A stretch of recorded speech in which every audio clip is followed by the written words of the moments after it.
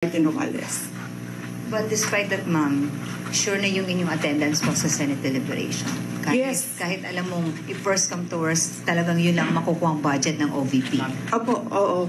Sigurado yung attendance namin. In fact, kahapon, na-discuss namin dyan sa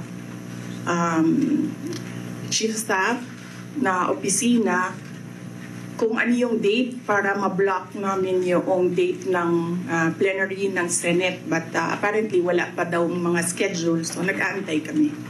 Ma'am, last po, yung show cause order po na pinalabas po ng Committee ng Good Government sa ilang mga OVP officials po.